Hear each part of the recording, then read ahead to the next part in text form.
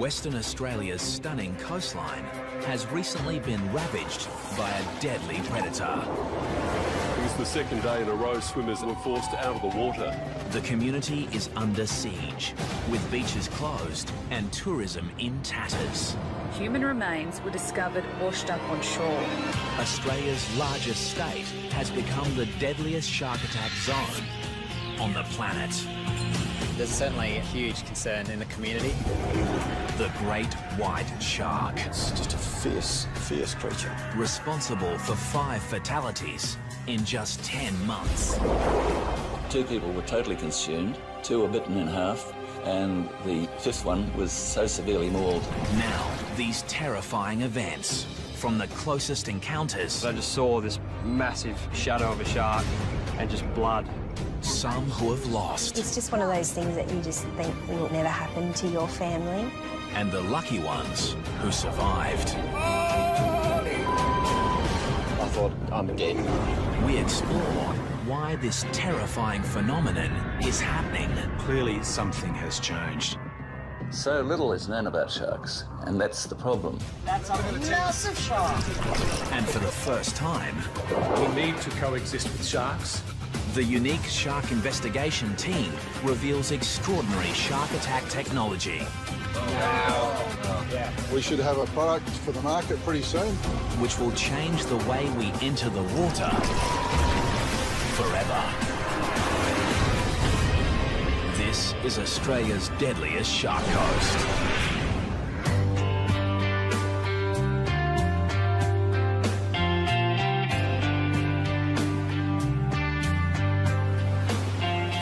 Western Australia's coastline spans over 12,000 kilometres of some of the most beautiful beaches in the world.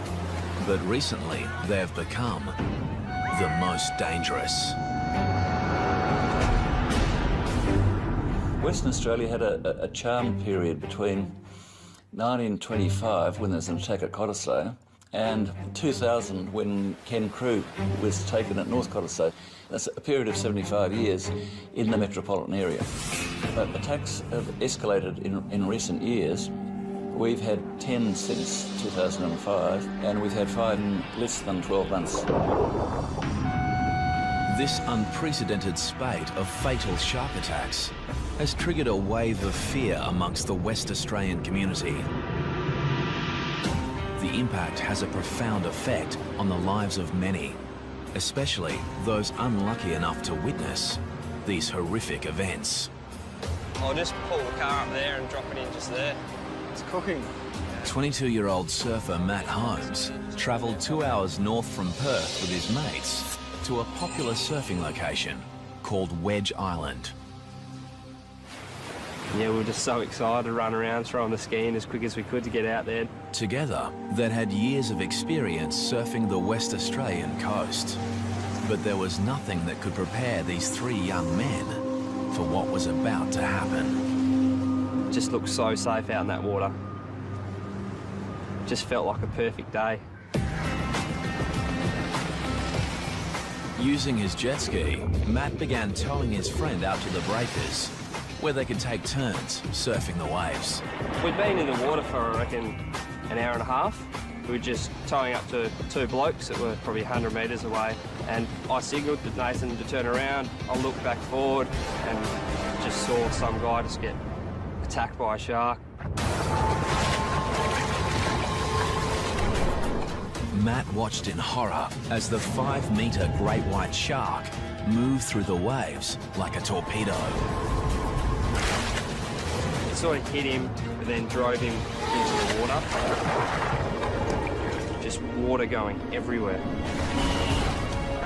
And within 5 to 10 seconds, the thrashing just turned all red. And there was blood. Matt quickly took his friend into shore. The guy's mate was just screaming at me. My mate's out the back. And I just remember holding the jet ski just flat out. I was just flying through the waves. And as I got close to the guy, a set came and I just hit the set flat out and I was just airborne. And when I was airborne, I looked over and I just saw this massive shadow of a shark and just blood. I just wanted to get him out of the water. I was so focused on getting him, I was leaning down off the side and the ski was rolling, and I heard like a thrash of a tail, and I turned behind me and the shark was behind the ski and just followed me around. I felt it nudge the ski and I just thought, oh, I'm going to roll over here. The great white then began to exhibit the behaviour of a top-order predator. And the shark just slowly just followed me around. It was just sort of eyeballing me. It was just fending me off the guy. Just the way it was just hugging me off him, I couldn't get any closer. They say they fight humans and let go. This shark was determined. This shark was fending me off the body. The shark wanted him. Despite placing his own life at risk, Matt's efforts were to no avail. As I got closer to him, he just took the rest of him and dove off into the white water. No one on the beach that day could predict the horrific events that unfolded so quickly and that tragically took the life of Ben Linden. He was 24. His body was never recovered. Witnesses say the shark was at least 4 to 5 metres. With one bite, it cut the young victim clean in two. Ben would become the 5th shark attack victim in less than 10 months. And Western Australia would earn the unenviable title as the world's deadliest shark coast. Several beaches were closed yesterday. It was the second day in a row swimmers were forced out of the water. There's no doubt attacks are up. The question is why. As the media feeding frenzy on shark hysteria gathers momentum, A killer shark is prowling Western Australia's southwest coast. the authorities launch a full-scale shark task force to investigate why this is happening. The government had to respond to a situation of 5 fatalities. That was unusual, and clearly something has changed. I'm of the view, whether it's scientific or anecdotal evidence, that the number of sharks have increased, and that has proved to be a threat. Investigations into all 5 recent shark fatalities reveal just one suspect. The great white shark, recognised as the fiercest predator on the planet. Many believe their protected status over the past 15 years may be to blame. The great white shark's been protected in Australia since 1997 and in Western Australia for the same period. One of the enduring theories is that since their protection, their numbers have exploded. So what is drawing the sharks into the Western Australian coastline? To be honest, it's a really difficult question to answer. I think that there are definitely times of year where sharks are more common off of the WA coast, and there are times of year when they've kind of left the coast and have gone to other regions. Theories include the resurgence in whale and seal populations along the coast, while others believe a decrease in fish stocks has the sharks coming closer into shore looking for food. You know, there always has been sharks, but not like there has been the last few years. They're following the cray boats around while they're pulling pots every day. Sharks, and it'll probably be the same sharks, are following the boats because they're letting go of their old bait, and also it's attracting the smaller fish at feeding on that bait as well, so it's a very easy feed for them. Scientists believe a significant rise in the ocean's temperature may also be bringing sharks closer into the coastline, looking for cooler pockets of water. White sharks are more common in cooler temperate waters, but they do move very large distances out of those typical temperature regimes.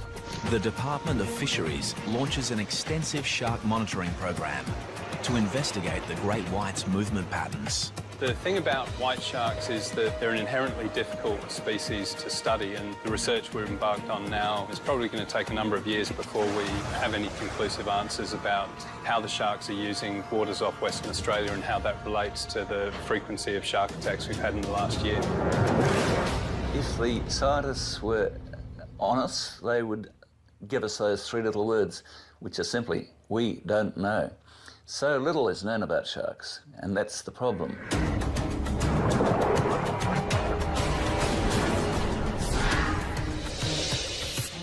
While the quest for answers continues, the world's attention turns on Western Australia's south coast. Peter Kermode was moored while diving, but the 33-year-old couldn't be saved.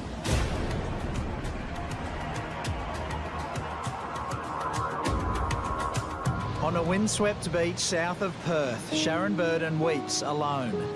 This is where her son Kyle was taken by a killer shark. In the coastal town of Bustleton, the impact from shark attacks has seen an 80% drop in bookings at the local dive shop. Even though there has been a lot of attacks in a short time, we've still been trying as hard as possible to continue business as usual. Diving in the area for the past 19 years, Alicia has her own thoughts on why there may be more great whites along the south coast. There are theories about why we've had so many attacks in such a short time, and one of them is because of a large female that has resided at Cape Naturalist for many years, and just the fact that a female resides there brings in males looking to mate. Could this be the rogue shark that claimed the life of 31-year-old father of two, Nick Edwards? That morning I was getting ready for work, and usually Nick would go down to Gracetown for a morning surf. Oh, let's get you ready for Daddy, hey? Nathan was at school and Lucy was waiting for him to get home because he would care for her while I went to work. This morning he didn't come home, so straight away I thought that he was hanging around for that last wave and he was going to be a little bit late. A short distance away in Gracetown, local surfer Rob Alder was watching from his balcony as his mate hit the waves. Rob was supposed to be with Nick, but fate kept him at home. I'd been watching him for about 20 minutes. I left the binoculars to put on my wetsuit. In those few seconds, there was a sudden and vicious attack in the water.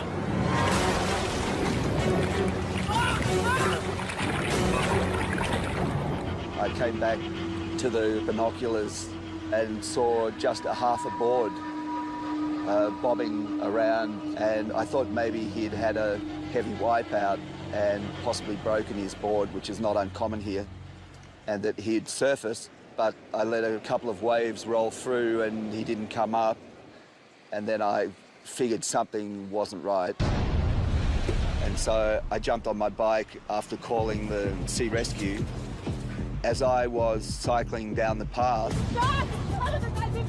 there was somebody running back up yelling, "Shark, shark." When I arrived down here on the point, my friend Craig was already in the water up to his waist. He started waving at me furiously, so I ran down to where he was. He was handling a person, obviously a surfer.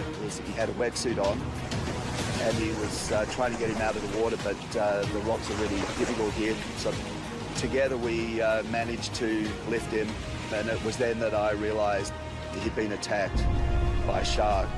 But in the frenzy, Rob had not identified the shark attack victim. He was about to get the shock of his life. There were quite severe lacerations on his upper thigh and the calf of his right leg. Nick. As they assess the victim's injuries, Rob Alder is shocked to discover it's his surfing buddy, Nick. Here, pressure here. I took the leg rope off my board and wrapped it around his thigh as a tourniquet and started CPR and mouth-to-mouth. The fellow surfers desperately tried to revive Nick until the paramedics arrive. Is that yummy, baby? Meantime, Nick's wife, Melissa, is at home, oblivious to the drama that is unfolding. At that time, I was quite anxious and I started ringing the hospital. Yeah, can you tell me if someone's been admitted by the name of Nick Edwards? I thought something may have happened to him, like, you know, was hurrying home and had been in an accident.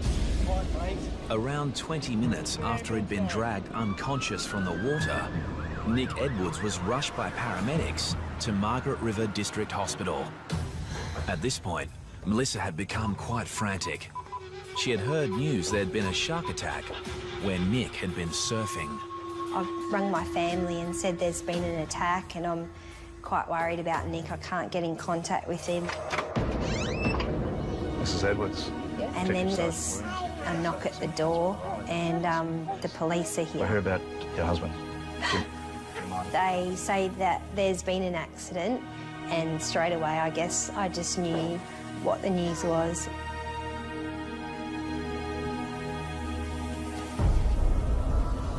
The victim was dragged from the water unconscious. He died on the way to hospital. For Melissa, coming to terms with her husband's sudden death had her reassess how she felt about sharks. When they are coming close to shore and putting people in danger, I think it's really important, if they can't be removed from the area, then that they are destroyed. Somebody said to me, what right do we have to play God with the sharks?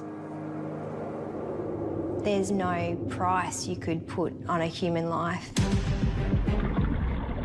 But in the rising debate on culling sharks, conservationists fear the wrong message is getting across. White sharks are the apex predator in our marine environment, and it's really important to understand how important they are. If you take out apex predators in an ecosystem, all the other lower predators multiply and the whole system comes out of balance. So we do need to protect white sharks, and if people enjoy eating local seafood, they enjoy scuba diving, whatever it is about the marine environment they enjoy, they have to understand that white sharks are critical to maintaining that balance.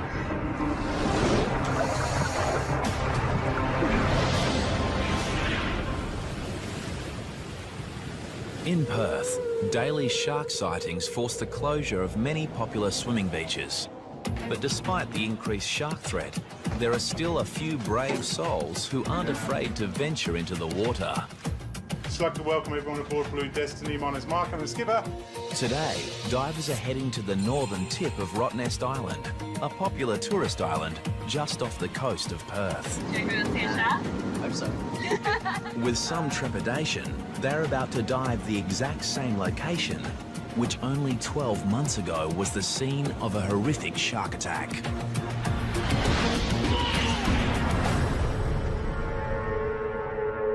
It was late October when 32-year-old American diver Tom Wainwright met his fate. Anybody who's taken by a shark is unlucky, and Tom Wainwright was particularly unlucky. There had never been a shark attack at Rottnest in all the 100 and something years that people have been going there. Sergeant Pete Bayan was on duty that day. He was called to investigate the circumstances surrounding the attack. Tom and his two friends, Alison and Justin, had decided to go diving on the north of Rottnest. They're all qualified divers. But despite being with his two dive buddies, Tom decided to dive solo. It was a fateful decision, as moments after entering the water, Tom was attacked by a 4-metre great white shark.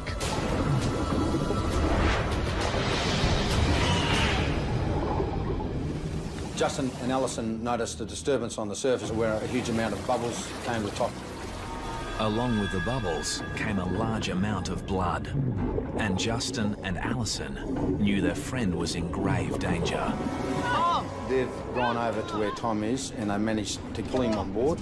They saw that he received a massive injury to his left side. His left arm was missing and there seemed to be a circular bite from the top of the shoulder, which had gone around through to the centre of his chest and out to through to his left hip. So it was like a half-moon shape that had gone. It was a brutal, savage bite. Shark hunting patrols are resuming this morning for the great white that's believed to be responsible. Tom Wainwright would become the second shark fatality in less than 2 weeks, following the disappearance of a swimmer at the beach suburb of Cottesloe. After 2 days of searching, the only trace of Bryn Martin are his speedos, triggering speculation that a rogue shark may be responsible. And for shark author Hugh Edwards, it's a theory that should not be ruled out. It is not unlikely that you've got one shark that is either old and finding natural prey difficult to catch, or has found how easy human beings are to catch. The problem is it's very hard to collect direct evidence of what shark's been involved in an attack. But based on all the circumstantial evidence, such as the size of the shark, the locations, the periods between shark attacks, there's not a very strong case that the same shark has been involved in all of our attacks over here. Serial offender or not, the Western Australian government moves to allow the killing of any shark that poses an imminent threat. If a shark is staying around a popular tourist beach area and staying within that vicinity, it's got to feed. That's the harsh reality, so there is a threat there. I take a view that we have a responsibility to protect people using the beach, particularly families and young children. So this deadly hunter has now become the hunted. The baited hooks were set up in a capture and kill operation, the first of its kind in WA. One of the big problems is actually even establishing what an imminent threat is. If a shark is seen and has been spotted and people have been removed from the water, then there really isn't an imminent threat anymore. So it seems to be quite an impractical policy, but the impact it's having on people is actually to increase the fear that we're trying to remove without really making people safer. As an alternative to killing sharks, the government assembles a special team of shark experts at the University of Western Australia to investigate how to make people feel safer in the water. We've got the 2 white shark brains here. Professor Sean Collin, a world leader in shark sensory biology, leads a team of specialists who have spent many years attempting to understand shark behaviour. The great white shark is one of the largest predators in the world of the cartilaginous fishes family. It's been around over 400 million years and has developed a whole battery of sensors that makes an exquisitely tuned predator. The team's research into shark sensory systems has led to the development of new shark deterrents, which the team is now preparing to test in the field. For the first time, they are packing up their entire laboratory and taking it into the domain of these deadly predators. This is a large undertaking, but I believe this is a wonderful opportunity to restore confidence of the public to re-enter our beautiful waters. As they embark on their 1,100-kilometre journey north, the team is hopeful that they'll get some results. Whenever you are developing something in a lab, however great it is, you need to go and test it with some real sharks because they're going to be the ones that tell us whether it works or not. Shark scientists from the University of Western Australia are about to test new shark deterrent technology in an effort to make people feel safer in the water. At a remote beach location, the Oceans team is about to trial an eco-alternative to the highly controversial shark nets that are used in some parts of the world. Netting on beaches has been used for many years to deter sharks, but there's a lot of evidence now to suggest that that is not effective and that, in fact, sharks and many other marine life are killed by these nets. The alternative is a bubble curtain, which quite simply is a wall of bubbles designed to interfere with the shark's senses, including hearing, as well as the shark's lateral line. Lateral line extends over the head and flank of all sharks and detects very minute water movement as the animal moves through the water. Research suggests that sharks will be frightened away by the interference caused by the bubbles. This theory is reinforced after a few days of testing in the field. And you can see it perfectly how he's well within the testing area. Sharks are recorded entering the bubble-free zone, while amazingly, no sharks venture into the bubble net area. We've taken something that was developed in the lab, we've shown we can actually test it in the field, so it's been an absolute success. The team is hopeful that one day bubble curtains will become an eco-alternative to shark nets around the world.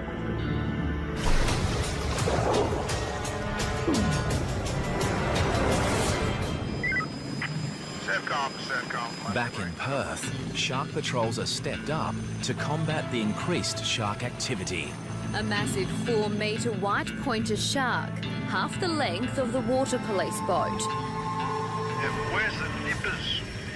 Here, the rescue helicopter spots this deadly predator, lurking frighteningly close to a group of children. Hundreds of teenagers were forced out of the water. They were competing in a surf lifesaving carnival when the monster was spotted. Meanwhile, off the WA coast, the Department of Fisheries Shark Monitoring Program uncovers some interesting information. We've monitored 16 sharks off the Perth coast now. All of them have done things very differently while they're here. Some sharks are simply passing through, spend very little time here. Other sharks are here over more extended periods. The monitoring program includes the use of new satellite receivers, enabling shark alerts to be posted on social media sites when tagged sharks swim into populated areas. Stay out until the flags go back up. The siren's just gone. But it's the untagged sharks which pose the biggest threat to beachgoers. And for that, it's up to the surf lifesavers. Surfcom, this is Sorrento Patrol. Volunteer surf lifesaver Bernie Williams knows firsthand how vulnerable we are in the ocean. A group of friends decided we'd like to get a scuba ticket. So that was probably 30 years ago, and I've enjoyed it ever since, till recently. A few years ago, Bernie was with these same friends, diving an ocean reef off the coast of Perth. We're just cruising along the reef. I heard a boat coming quite close to our boat where he'd been anchored. So while Brian and Jenny carried on the reef, I went up to the surface, checked, couldn't see a boat near our boat. So I then came back down. I couldn't immediately see my dive buddies, Jenny and Brian. Suddenly alone in the ocean depths, Bernie searches for his friends. And then, out of the blue comes his worst nightmare. A 4-metre great white shark on the attack.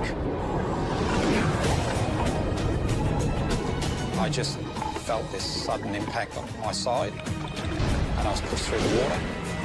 I saw a big black eyeball within about 5 centimetres of my face. My arm was in its mouth, and the alarm bells just went off in my head. Miraculously, Bernie managed to free his arm from the massive jaws and was able to make his way to the ocean floor to seek shelter.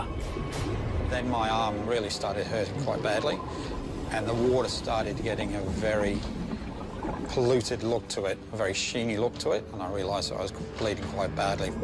Things couldn't get much worse for Bernie until the great white continued to stalk its prey. The shark was just circling. I had my spear gun with me. To fend the shark off, I poked it in the nose as it brushed me.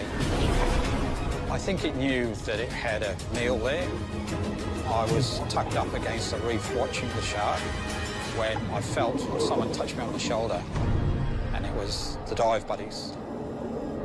Literally, as soon as I felt the touch of my shoulder, the shark just turned around and it disappeared. But Bernie's ordeal wasn't over yet.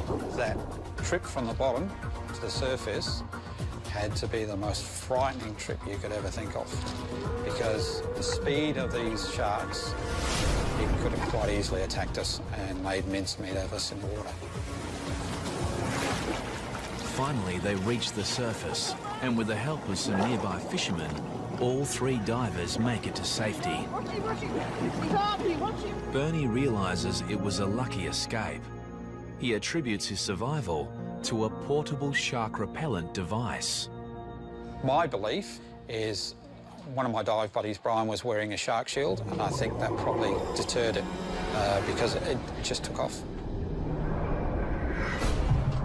The shark shield works by emitting an electrical current that theoretically deters sharks within a 3-metre radius of the device. Cut right at the surface. Big one. Right now, the shark shield is being tested by the oceans team off the WA coastline. So we're just attaching the shark shield to the top of the rig here. The scientists have baited and set a number of stereo camera rigs, and all they have to do is wait. Recent testing using the shark shield on great whites showed the device had a clear effect on the animal's behaviour. But it also showed that the shark was not repelled in all situations. Essentially, if a long enough period of time was given, the sharks would eventually still take the bait while the device was active. And so, really, it's still a little inconclusive as to whether this device is really functioning as effectively as it could do. Yeah. And when the scientists review the footage from their own experiment... And he just goes up. On the nose Yeah, there. yeah, he got it on the beak. The results reinforce the theory that the sharks get used to the device over a period of time. Yeah, he's now straight away coming back. Yeah. So really what we need to do is look at ideas on how we can actually change the electric field so that when those sharks come round again, they're not presented with the same original source, it's actually a different field. And so this would then continue to be an effective repellent over a long period of time.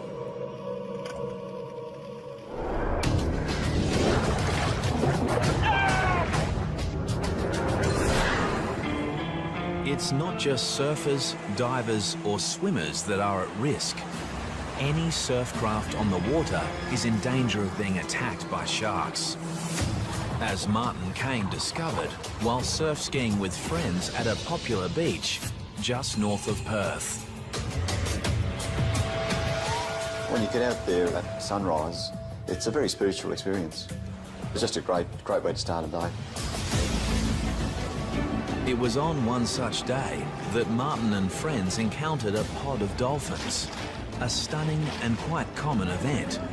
Except these dolphins were behaving strangely. There's about 5 dolphins on my right as I passed by. We're actually huddled up together in a very tight formation, almost floating. We stopped for a while. Martin stopped, but a few of the rest of us stopped for a bit longer because we were so interested in it. Martin began to paddle off, leaving the group behind. And at that moment, a 3-metre great white shark began moving towards him at a speed estimated to be up to 45 kilometres per hour. And then this almighty crash and bang. So I grabbed the ski in its jaws, lifted it up in the air, probably 2 or 3 metres, and I toppled out on the front.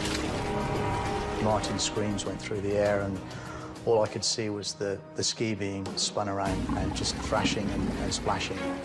When Martin finally surfaced, he realised he'd been attacked by the world's deadliest predator. It was just an awesome power of this thing. The tail was just going, you know, left to right like this, and the head was going in the same direction. And I could hear a sort of a hum coming off, you know. Just an amazing, just a fierce creature, absolutely, you know, going ballistic. The shark had ripped a huge hole in Martin's surf ski, and he was 150 metres from shore and even further from his friends. I was swimming to shore, felt like in concrete almost. And all I was thinking of, perhaps he's going to take my legs, or I get chopped in two. With the great white right behind him, Martin was now swimming for his life. All that was going through my mind at the time was, I'm dead, perhaps he's going to take my legs, or I get chopped in two. Luckily for Martin, his friends Kim and Dale were quick to react. Dale said, get on the back of the ski. So I scrambled up like a mad cow and nearly tipped him into the water. All 4 men were still in danger, so they grouped closely together and paddled for their lives. If the shark had come back in any direction, then the guys would have had a go at it. But it wasn't until I got to the beach and looked back out to my ski to see the shark doing a victory lap around my ski that I really thought, oh my God, that was close. Since the attack, Martin has reassessed his relationship with the sea. It's changed the confident attitude that we used to have, you know, go out in the mornings, a bit of deep breathing, you know, fresh air, dolphins, to the sharks out there, you know.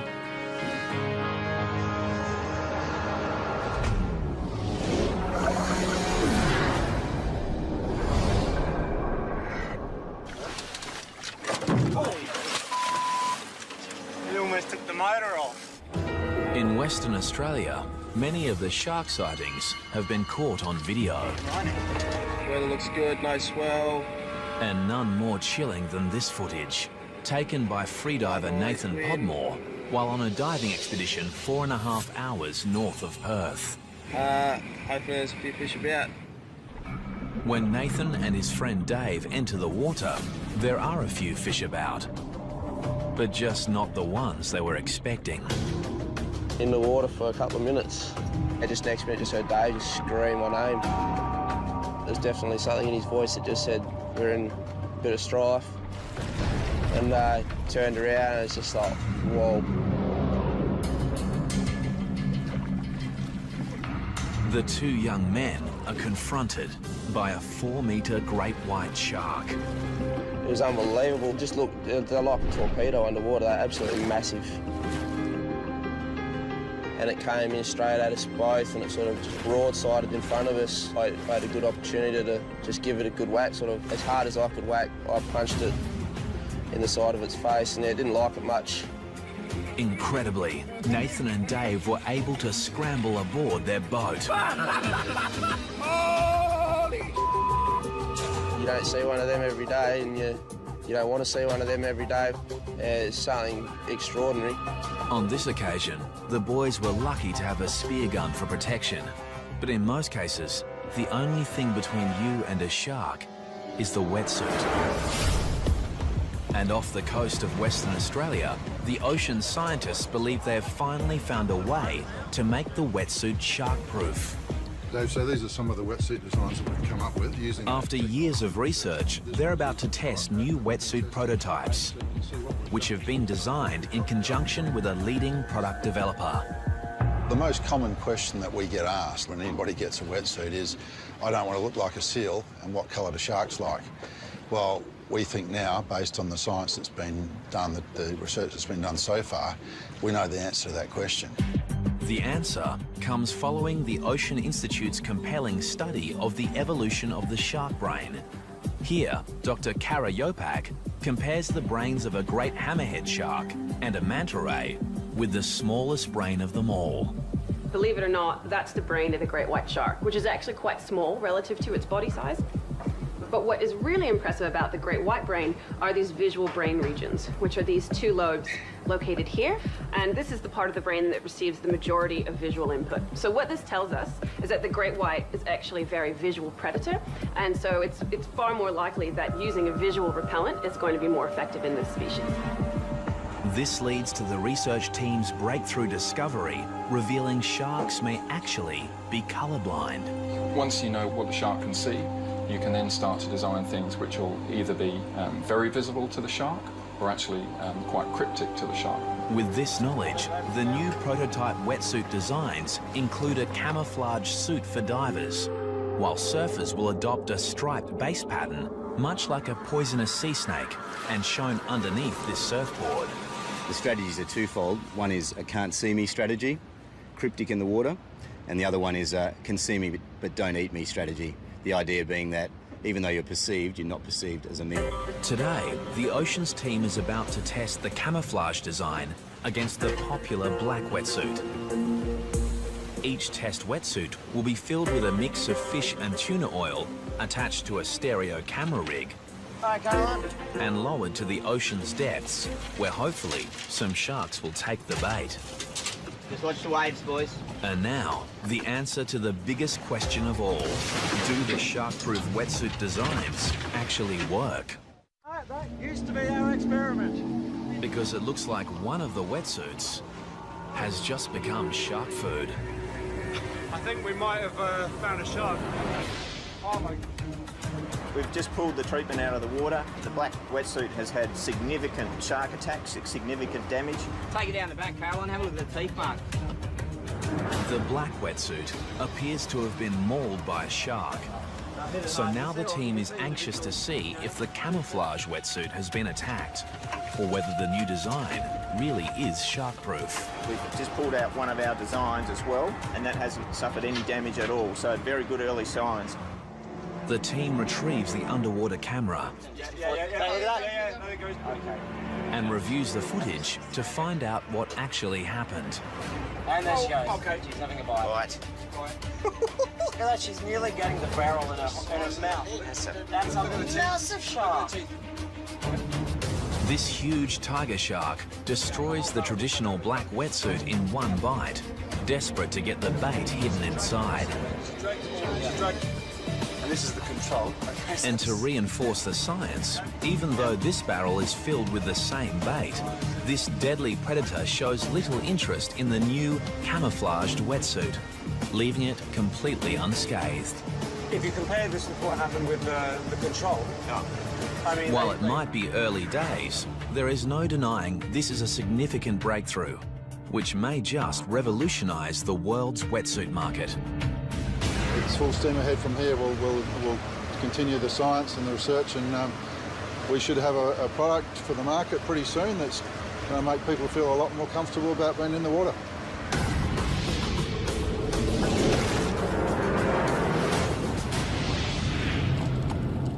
Any encounter with a great white shark is going to leave its mark. It's down there, right? And for Matt Holmes, it has had a profound effect. Every night, the whole thing goes through my head. And what I could have done different, and if what I did was enough. Today, Matt has returned to the beach where a great white shark claimed Ben Linden's life. I still remember going out through here, just flat out. But he can only watch on as his friend takes their beloved jet ski out for a spin. I struggle to go out on the boat for a fish nowadays. I just feel like it's all going to happen in front of me again. Just never thought it would happen, but unfortunately in WA it's happening all the time.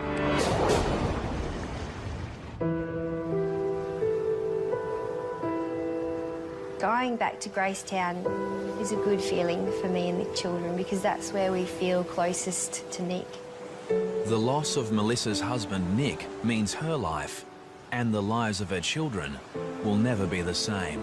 Because Lucy's quite young, we go down onto the sand and there's a cross still in the sand, so she decorates it and plays in the sand. And despite a great connection to the ocean, the young family isn't ready to venture back in. And I know Nathan's never going to go in the water again. And the question remains, will it ever be safe to go back into the water? There is no doubt that the shark fatalities and the increased sightings of sharks has affected the behaviour of people. So it's affecting our lifestyle because one of the great things of West Australia are our beautiful beaches, our long coastline and the enjoyment of that environment.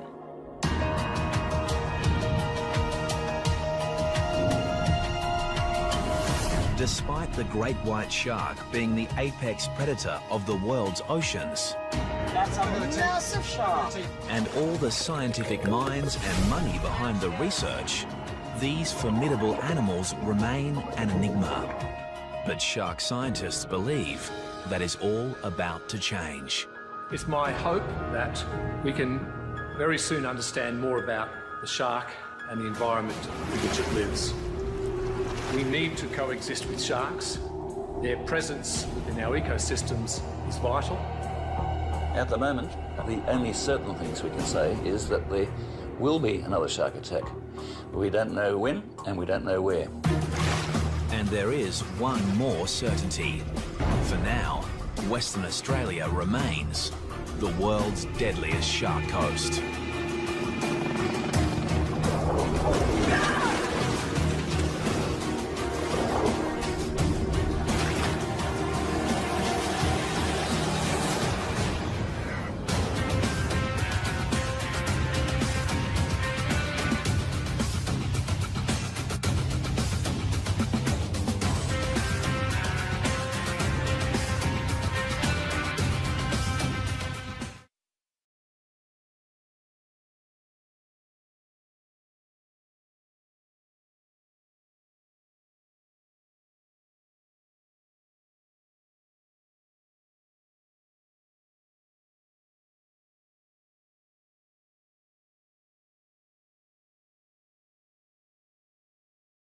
Has a profound effect on the lives of many.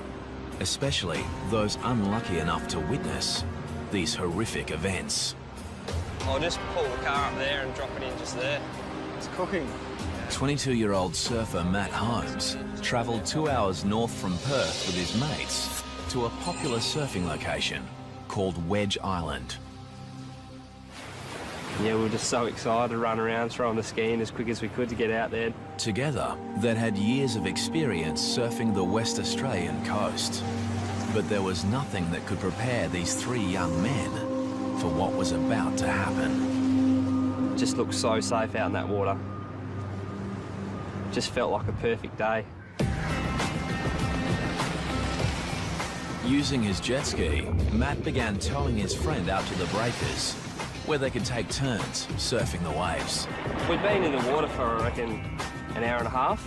We were just towing up to two blokes that were probably 100 metres away, and I signalled to Nathan to turn around. I looked back forward and just saw some guy just get attacked by a shark. Matt watched in horror as the 5-metre great white shark moved through the waves like a torpedo.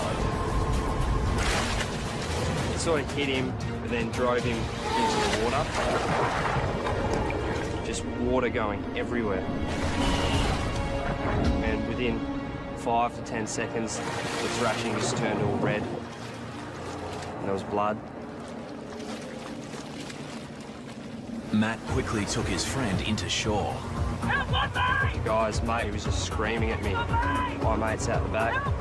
And I just remember holding the jet ski just flat out. I was just flying through the waves.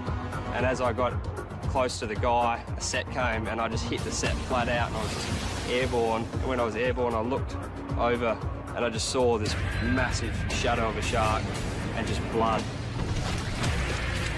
I just wanted to get him out of the water. I was so focused on getting him, I was leaning down off the side and the ski was rolling and I heard like a thrash of a tail and I turned behind me and the shark was behind the ski and just followed me around. I felt it nudge the ski and I just thought, oh, I'm going to roll over here. The great white then began to exhibit the behaviour of a top-order predator. And the shark just slowly just followed me around and was just sort of eyeballing me. It was just fending me off the guy. Just the way it was just hugging me off him, I couldn't get any closer. They say they fight humans and let go. This shark was determined. This shark was fending me off the body. The shark wanted him. Despite placing his own life at risk, Matt's efforts were to no avail. As I got closer to him, he just took the rest of him and dove off into the white water. No one on the beach that day could predict the horrific events that unfolded so quickly and that tragically took the life of Ben Linden. He was 24. His body was never recovered. Witnesses say the shark was at least 4 to 5 metres. With one bite, it cut the young victim clean in two. Ben would become the 5th shark attack victim in less than 10 months. And Western Australia would earn the unenviable title as the world's deadliest shark coast. Several beaches were closed yesterday. It was the second day in a row swimmers were forced out of the water. There's no doubt attacks are up. The question is why. As the media feeding frenzy on shark hysteria gathers momentum, A killer shark is prowling Western Australia's southwest coast. the authorities launch a full-scale shark task force to investigate why this is happening. The government had to respond to a situation of 5 fatalities. That was unusual, and clearly something has changed. I'm of the view, whether it's scientific or anecdotal evidence, that the number of sharks have increased and that has proved to be a threat. Investigations into all 5 recent shark fatalities reveal just one suspect. The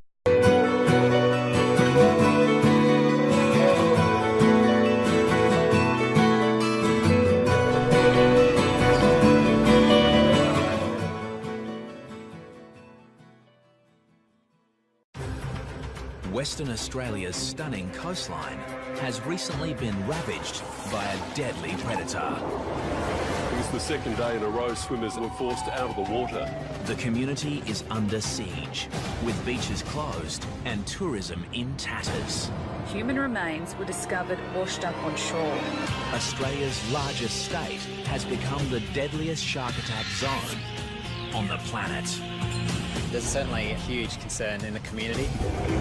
The great white shark. It's just a fierce, fierce creature. Responsible for 5 fatalities in just 10 months. 2 people were totally consumed, 2 were bitten in half, and the 5th one was so severely mauled.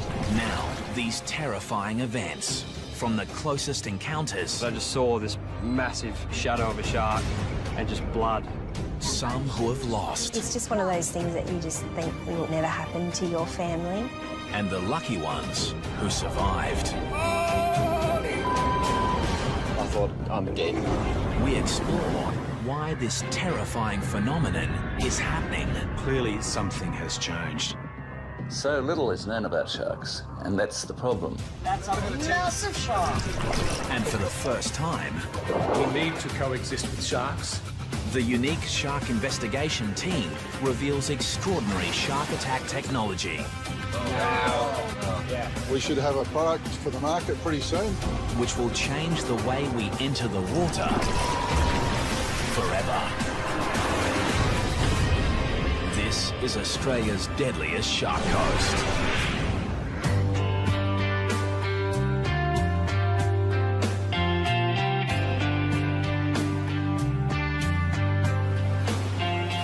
Western Australia's coastline spans over 12,000 kilometres of some of the most beautiful beaches in the world. But recently, they've become the most dangerous. Western Australia had a charm period between 1925, when there was an attack at Cottesloe, and 2000, when Ken Crew was taken at North Cottesloe. That's a period of 75 years in the metropolitan area. But attacks have escalated in recent years. We've had 10 since 2005, and we've had 5 in less than 12 months. This unprecedented spate of fatal shark attacks has triggered a wave of fear amongst the West Australian community. The impact